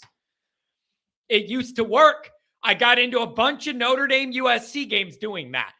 Apparently they didn't take the ticket or anything. There's like one big entrance where all the students go in. They just made sure you had the flip book. So my buddy would go to the top, drop it off in a rock. I'd take it, go right in, go to the student section, and then we'd do it again. And it's like, John, is that the most moral thing to do? I could actually argue it probably is. Because the more Notre Dame fans you could jam in that place that are there for Notre Dame, the better. And I didn't take anybody's seat. It was standing area in the student section where everybody's jammed in there standing. Nobody cared. I'm 30 inches round? I take up no space. But that's what we used to do in the old school. So you want to talk about getting kicked out of the stadium and finding your way back in. That's how I used to do it. That is old school, baby. Drop that thing in that rock with the bag, and Johnny was in. Unbelievable. Crying belly. Your biggest problem is letting callers stay on for 30 minutes, my man. Listen up, crying. Number one, unlike a full-scale radio show, I do not have the ability to have a producer, a sound man, a call screener, and me do the live show and manage the chat and do all that. I would love to get there, but until I'm able to run this like a real radio show, which is a 3-man job, not a 1-man job, I'm doing the best I could do. Here's something else to consider with that. Not every day is the same. Sometimes I got 25 calls, people waiting on a hot topic. If that's the case, I try and give people less to get through more calls. On a lazy Monday in May, there might only be a few calls for the whole day. So I could afford to spread that out and give them more time and have a conversation. If people would prefer more of just me yelling in between calls, I'm open to that. But know that it isn't a perfect science. The fewer the calls, the more times the calls I do get to go. And the more calls, the less time they get to go. Trust me, I would love to have an actual radio crew and have a sound guy, a producer, a call screener. I would love to do all that, but we don't have that kind of revenue here yet. Hang with me. Give me a freaking break. Doing the best I can on a 1-man show. Nothing's as easy as it seems. There's like 6 things all going on at once here that make this work, and I'm trying to do all at the same time. It's not the easiest thing. Mark with glasses. Ohio State fans and Pigskin Pete are trying to kill you. Yeah, I know. That's the other one is Pigskin Pete, man. But I love that guy. He's the nicest guy in the world and a real friend in real life. Not just on the internet, real friend. By the way, that reminds me. Prayers with BVD, Big Bull Daddy on YouTube. He does what I do for Tennessee. Just a good old Tennessee boy going through some major health stuff. And I know I heard over the weekend he almost passed away. Everybody was worried about it. He's having a bunch of surgeries. BVD, good dude. Prayers to you. Just a good old boy. Doesn't try and be anything other than he is. Great guy, big heart, always trying to be fair to everybody. BVD, thoughts are with you. Gold and Blue dude too. The West Virginia YouTuber that just passed away. I don't know what it is, but we're having a little bit of a rough run with college YouTube niches here. So prayers and thoughts to BVD and to Golden Blue Dude's family. Rest in peace to him as well. The Ohio podcast. Bucknut is a great man, does so much for students and his community. That is super admirable. He could keep doing that for the students in his community. South Bend ain't his community. Get the hell out of my building. Like I can grant you all of that, Ohio podcast. That's beautiful. But he ain't doing shit for my community, so stay out of it. It's just the whole concept. Oh, I'm a big old overweight guy and I'm face painting and then I get all this TV time. It rubs me the wrong way. Might be a great guy, the best one in the world. I don't want him in my building. He does a lot for his community. Well, then stay in that community and don't come to mine. I realize I'm being unreasonable. Like, that's the thing. I can at least admit when I'm being unreasonable. I might be being unreasonable, but I don't care. I'm still saying it. There. How's that for a level of self-awareness? Oh, man. Cousin Luke, I called in on Friday to yell to John, yell about Kelly every time I stated a fact about Freeman and all Marcus's failure at ND so far. Wait a second. You called on Friday? If you did, it was under a pseudonym because I definitely would have known if you put in the chat, this is Cousin Luke, the area codes, whatever. I would have definitely picked up on that.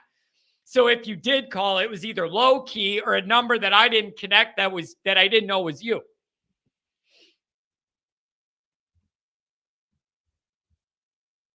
Look at this, Mike. 3883. Start your own college game day setup before ND home games where you do your show and random fans can sit down and join your table setup.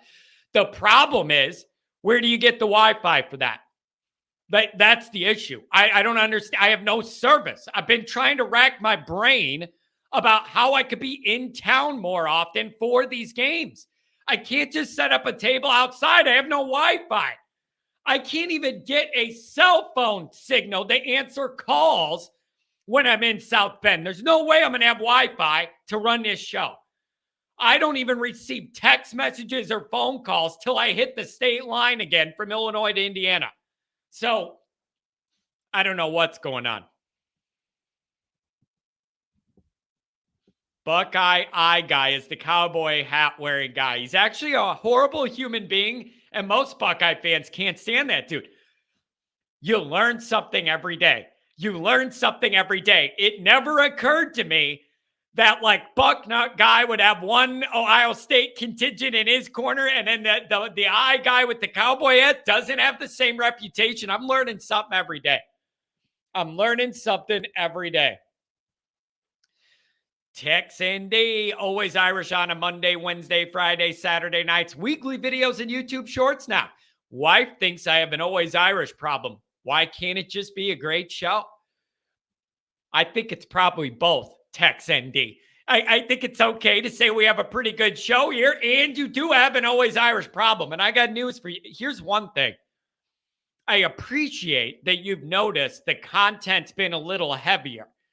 My goal is there's never a day in the year where I'm not putting something out. And if it isn't a full live show or a full-scale video, I'm at least putting out a short of something. Even if it's me just yelling for 20 seconds to make you laugh, every single damn day of the year, I'm giving you something because you deserve it. You deserve it. That's why. Look at this. Nick Shapkowski, the managing editor of the Fighting Irish Wires in the house. Good morning, Always Irish Nation. 96 days till Navy. Birthday wishes to Tommy Zibikowski today. The punt return against in Bush Push. It was one of the better moments of my younger Notre Dame life up until it all came crashing down and ended terribly. It was a beautiful moment. But yeah, Nick does a lot of work on the website, man. There's so much work he has to do as the managing editor over there at Irish Wire. Give it a chance. Every day you pull it up and go, I wonder what they got. Anything good? Boom. And then you read 10 articles. That's how it goes.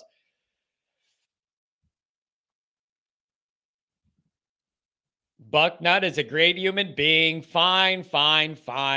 We'll allow it. Jeez. Look at this. Phil, I had a guy try to fight our whole section at an ND game, got hauled out in the second half. He was back trying to take us all out again. Well, then how did he get back in if he got kicked out? They didn't kick him out good enough. Jeez. Look at this, Cousin Luke, with the insults. John, I can't even read this without laughing because it's just so funny. John, you're far from the top G, Andrew Tate. I would hope so. I would hope so. What in my presentation ever eluded any top G-ness? Of all the things that I may be or become in my life, being an Andrew Tate top G, I don't think is on the list. And let's not even start with the lack of Bugattis and lack of 20 girlfriends and living in a castle in Romania. Let's start with the fact that I have a Skeletor body frame. Right away, I can never be the top G. Look at me. Man. Oh, that's so funny. So funny. What do we have here? Oh my gosh, that's so, I don't know why that just hit me as being hilarious, but it just did. Oh, I'm telling you, Eric Tomo, $100 holler. You guys are generous, man. I really appreciate the support and the love. I do. There is no show without your support. I appreciate it. I really do. But yeah, I don't think I'm ever going to be the top G, and I think I'll be okay with that. Can I be a medium G?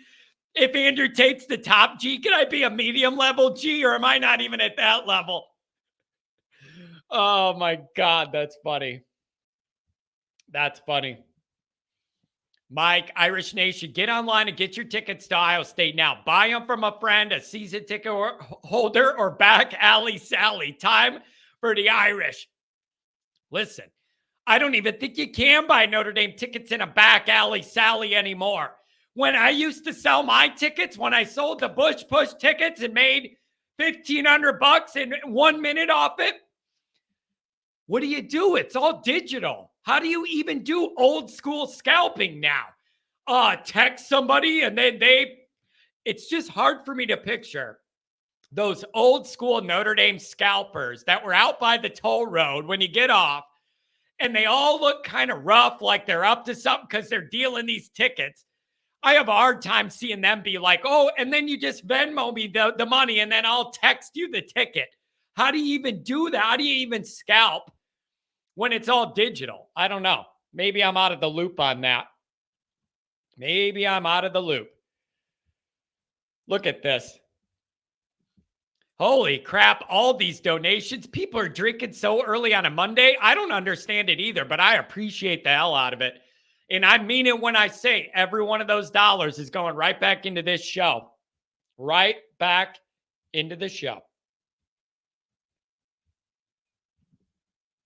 Cousin Luke, my phone call to the show Friday was epic, and I put the pressure on John. Are you talking about Saturday or Friday? And the other thing is, you're not getting, wait a second, I'm going to have a problem with this. I'm going to have a real problem with this. You don't get the credit of calling in and putting pressure on me and doing all that if we didn't even know who it was. Like, you can't just be a random caller. Like, when I see a number, bring it up and say, what do you want to talk about? Cousin Luke, we have all this history. You needed to tell me who you were so we know what we're dealing with. I don't think I knew it was you. And he's changing identities with people that log in from different Google accounts to get in here. And it's one guy, but 3 or 4 names. That's getting hard for me to remember too. To try and figure out, remember who was who and when and what day. It's a lot to ask of me, not going to lie. What if Cousin Luke is someone John made up to make the show more entertaining? Manny, I wish I had that in me. And I wish I could, you know what? I wish I had that in me because it'd be good for the business. I don't have that time or energy, and I don't even know how to make it happen. I might have to pay somebody else to do it, to troll me, to bait me into content. And the other thing is, it's like, if I was going to make anybody up, it would be something bigger than a random name. It would be like a character. There would be a lot more built up with it if I was going to plant somebody like that. And I also wish, if I had more free time, I need a burner Twitter account. I need a burner Twitter account where I could say everything I really want to say, and it's anonymous and you can never get in trouble. But I don't have the time for a burner. I'm busy enough on my own account for Always Irish. I don't have time for no burner. I wish I did. Look at this. Here you go, player. I'm a defense attorney, not a prosecutor. I keep bums out of jail. Look at you, Eric. There you go. Oh, man, I appreciate you being here. I truly do. $5 holler from the chief. The chief. Good morning, John. I just want to say I agree with everything Pat says on everything forever. Also, I've accepted there's going to be a lot of red for OSU. Chief, thank you very much. I mean this when I say it. There's a reason Pat is the person when I have an opportunity to bring people on that it's him. None of this is random. I've known Pat 20 years. I know his debate style and his intellect and intelligence. And I know he knows his Notre Dame history. And then you add that into our rapport of 20 years, and then you got an entertaining show. Half the people love him, half the people hate him. People want to watch. It's like Notre Dame on a Saturday. Not everybody loves us, but a lot of people tune in. So Pat's a perfect guy for that reason. I'm not saying there wasn't one time there where it got a little bit too much, but everybody has those. I haven't been perfect on this show. Look at this. I'd rather crying belly. You just hit. Wow, crying belly. Of all the people here that have hit on my exact next show that's coming out tomorrow morning, this is it. I'd rather be independent, never win anything again than be Penn State. You're onto something. Like, I appreciate the sarcasm and all that. You're onto something. We're going to talk about that on tomorrow's show. That video, I don't know, people might not like it, and I didn't like recording it, but we're going to look at it, and it's going to be interesting. It's going to be interesting. Oh, do we have to do this? Mike, ranking the biggest red takeovers. Ohio State will be number one above Cincinnati, Georgia, or Nebraska. Nebraska, I was young enough. I don't think I had the full scope of being mad at that. Here's the thing. Georgia, I get why Georgia, I've said this before, the Georgia one logically makes sense to me. Cincinnati doesn't make sense to me, but Georgia does. Here's why. Georgia was 2017. 2016 was the nightmare of all nightmare years. Remember that? Wasn't that the 4-8 year? And then you're looking at Georgia on that schedule. I think a lot of Notre Dame fans said, I'm not doing all that, traveling there, paying all that money to do all that, when you just went 4-8. That's what happened. That was a layover of the 2016 nightmare that nobody wanted to deal with. That's what that was. And a lot of people said, nope, I'm not falling for this. You went 4-8, same coaches here. I don't know what's changed. I'm not doing it. That's what happened with Georgia. That one was a direct carryover from 4-8. Very disappointing and very upsetting. Very upsetting. Dr. John Indy, regarding Saturday night's independence comment, yes, traditionally nice. But when it comes to competing, join the Big Ten with the money sign. I've said this before. I'll say it again. I am a Notre Dame traditionalist, existentialist. I love independence, and I love Notre Dame's independence very much. How much do you value independence if doing it precludes you from ever winning anything else? That's very, very tough. Like, that's where the rubber hits the road on this discussion. We all love independence, but at what cost? At what cost? And I mean that both practically and financially. At what cost are you willing to hold on to independence? You can't let it tip to the point where, yeah, you're independent, but you're not competitive anymore for a title at all because you don't make enough money to be able to have the infrastructure everybody else can build out. So I love independence too, but at what cost? That is going to be the new existential debate Notre Dame people are going to have with their hearts and their minds and their wallets. All of it. All of it. Freeman don't want to recruit or work. It's summertime. Of all the things I could worry about, that guy working ain't one of them. God forbid he takes a week in the middle of the summer to take a breath and hang out with his family. I know people are riding him, saying he's on a month-long vacation, not a Notre Dame worry in the world. Get back to work. I didn't hear anybody saying this when I told y'all Kelly was golfing and the jet was in the hangar there at the local regional South Bend airport. I don't understand why the standard's different. I was telling people for years Kelly was golfing and not recruiting. Nobody said boo. I don't get it. I don't get it. Nobody wanted to hear it. Nobody wanted to hear it. No one wanted to hear it. Mike, Irish Nation, time to start crying about season. Start crying or stop crying. We're the Fighting Irish. Stop belly aching. Get your tickets for Ohio State. Get them. And if you're going to sell them, feel free to sell them. Just don't sell them to people in red. Angela, what's going on? I think I may try to go to a Central Michigan game with my dad. Husband is a high school coach. It's hard to get there. Rudy, you got to do the same thing you did. You got to come over. If we do this for Central, all of the key players that were there to set up the tailgate for the blue and gold game got to be there. And you're a part of that mix. And I always say it's good to have a Rudiger there. You got to be there. So make that work, Rudy. Make it work.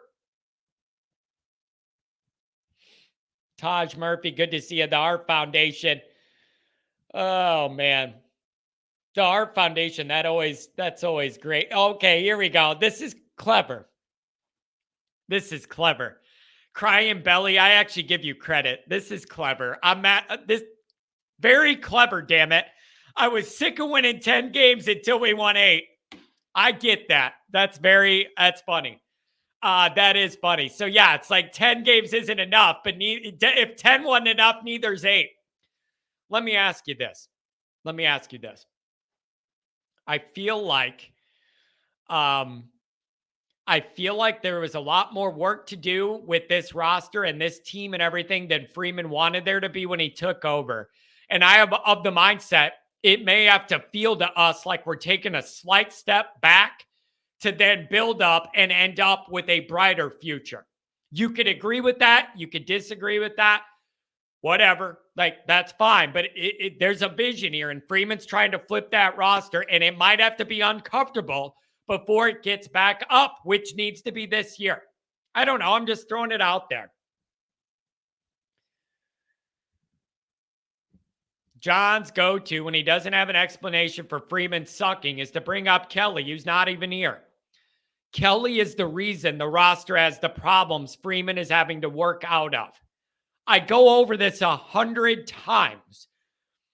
Nobody could act like when Kelly left and Freeman took over, it was a clean slate, all in Freeman's image, and he gets to have the roster he wants. That's not how college football works. There is an overlap of talent, of the way we used to do things, of mentality, of the roster. There is an overlap. And then it needs to be worked out with the new head coach. Like, what's working from the old way? We're going to keep working what's different personnel-wise or what I want to do. And was last year good enough? No. But I'm not going to say Freeman sucking. Like, I want to see year 2. If you lose all the big 3, maybe Johnny's tone's changed. But, like, can I get through a year with maybe, like, the quarterback in one piece, see what that looks like, and maybe get a fair gauge of where this is all at? Man. I'm serious. I feel like some of these people want Freeman to fail, and I just don't get why. $20 holler from Adam. Appreciate that very much. What worries me the most is how bad the defensive game plan was for Navy and USC. We talked about that on the phone. Hopefully Marcus threw those plans in the garbage. Marcus, Al 1, Al 2. I need you guys to get it together on defense. With Notre Dame's defensive talent, while it's not like Georgia defensive talent, to have the problems they had on third downs getting off the field and to be second to last in touchdowns allowed in the red zone, something was wrong. Like, that can't be. That's messed up. That's got to change. Got to change.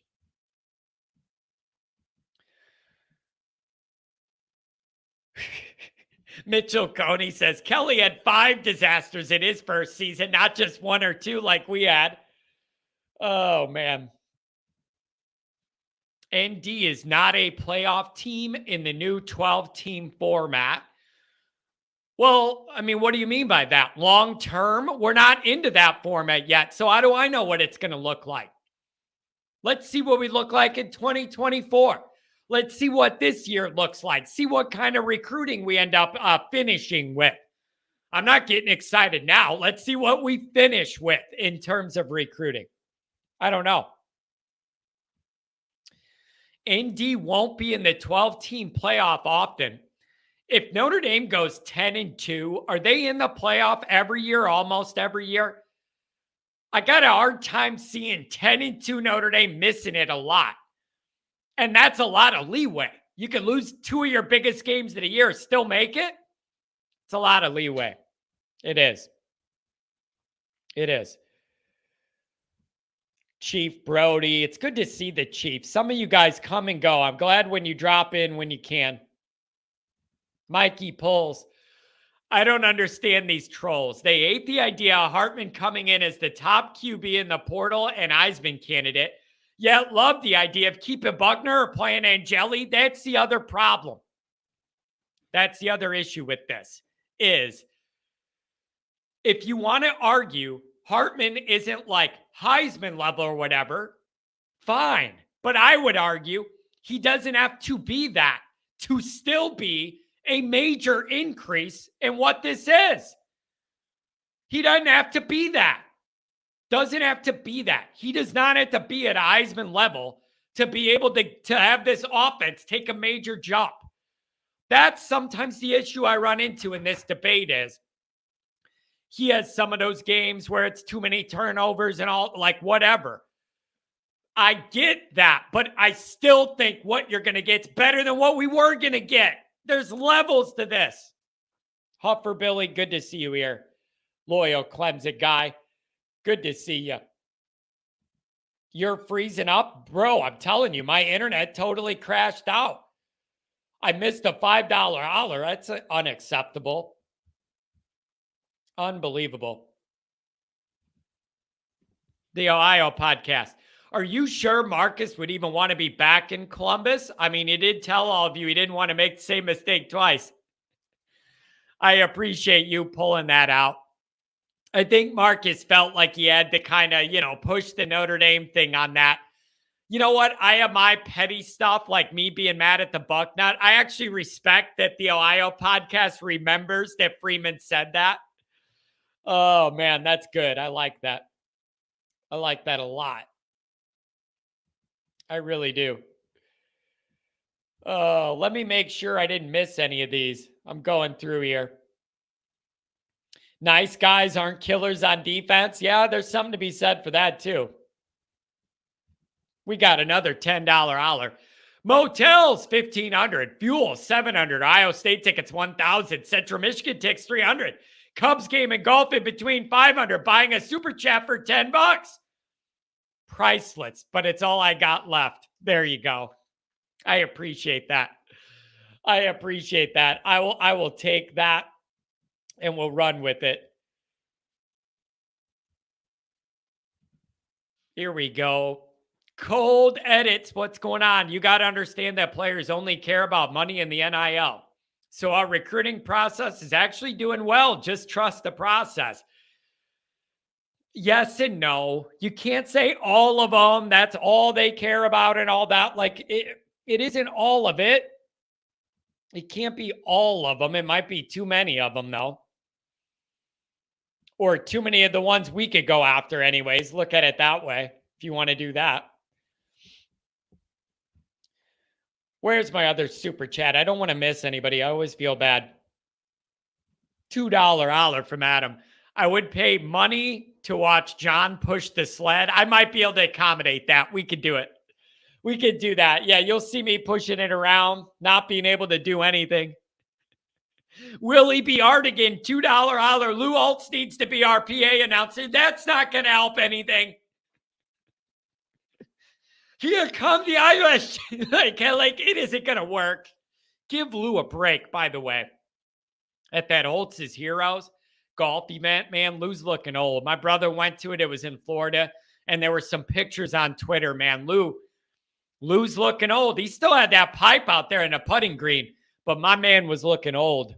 It was rough. It was rough out there seeing a man age that way. Happens to all of us, but you got to live long enough to be able to age that much. That's the rough thing. AK Andrew Kennedy, $2 hour. Great shirt, John. I love Frank Sinatra. Here's the story on that. Pat, I see you on the line. I got to go. I can't do it today. I got a hard out, and you called too late at your real job. I see. I honestly can't do it. I got to get off soon. When I got the shirt design made with Make Frank Proud, wanting Freeman to like represent all of Frank's and all that, I was working with this shirt rep that designed my stuff. And she said, I did this. And she said, oh my God, I love Frank Sinatra. That's the classiest shirt ever. And Frank was a classy guy. And I just nodded and smiled. And I was like, yep, that's what it is. And that's who it is. Thank you for this shirt. It was really funny. It was really funny. Crying belly. I can't stand when Johnny is out here talking calibration year when jeopardizing the sanctity of the homegrown QB development is an obvious gamble in hopes of winning big games by Freeman. All right. Jeopardizing the sanctity of homegrown quarterback. We've been trying to do that with Buckner for so many years. How many are we doing? 4, 5, 6 years? How many years are we doing that calibration? Or the homegrown quarterback thing? We gave it every chance we could. And the guy even had a chance this year and didn't win the job. So what do you want Freeman to do? Give a guy who didn't win the starting job and hopes that he develops and doesn't have another injury? You're not going to like that either. So you can't win. You can't win. Even last year, if Buckner was healthy, you had no idea what you were going to get. Even in the best case last year, you had no idea if the quarterback was good or what he could do. That's how backwards all of this got, you guys. Even if the plan went great last year, you had no idea if the quarterback was good at all, and it was a crapshoot. In the best circumstance. In the worst, that's what we all lived, was the worst. But even in the best, your quarterback was a big question mark. That right there indicates the large-scale failure with how a lot of this was being built. Best case, you had no idea what the hell you were getting. That is just, it's scary, you guys. I'm sorry, it's just scary. Oh, what else do we have? All right, let me do a couple more super chats. I don't want to miss anything. Pat, I'm sorry. I saw you, but I got things to do today. So again, I want to thank $20 holler from Eric. I'm telling you guys, did you guys all hit the lottery over the weekend? $20 from Eric, 100 from Matt Miller. We got a $5 holler from Paul. Andy RSVP'd for the tailgate at Central Michigan. I love that. Eric's over here being a defender across the state line with the $100. You guys are nice, man. Chief with the $5 holler. Adam with the $20 holler. I mean, you guys are very, very generous, and I appreciate it so much, man. Let the young backers play, says Adam. I'm not arguing with that. Wanted to see Collie, the $10 holler. You guys are great. I really appreciate it. All right. I don't want to be a negative Nancy, but I got to go. I got some stuff to do today. Thanks for everybody being here. I really appreciate it. Even if you disagree with me, I don't care. I love it. I love it. But geez, I can't keep up with you guys and all your names trolling me. You're changing them, logging in as different people. I don't like it, man. It's throwing me off. Yeah, look at everybody. No, you don't, John. You have nothing to do. Sit here all day. Yeah, look at this. What is this, all you guys? Oh, John, we love you, your show. And also, you're a lazy bum. Give me a break. I told you guys, I'm leaving the state for a few days this weekend. I got yard work to do. I got a lot of things to do. I got articles to write. All of that. All of that. Huffer Billy says, how long till Freeman's on the hot seat? Probably a couple years. if things didn't go well a couple years into the playoff, then I think you're looking at real heat. But I think you're 2 to 3 years from that probably is what you're looking at. I appreciate everybody being here. The donations, we had a big day today. Thank you, you guys. That goes all right back in the system. Everybody have a good day. I'll post a short tonight. And then in the morning tomorrow, I'm going to drop a video. A lot of you aren't going to like it, and I didn't like recording it, but it's important. Everybody have a good Monday. Thanks for being here.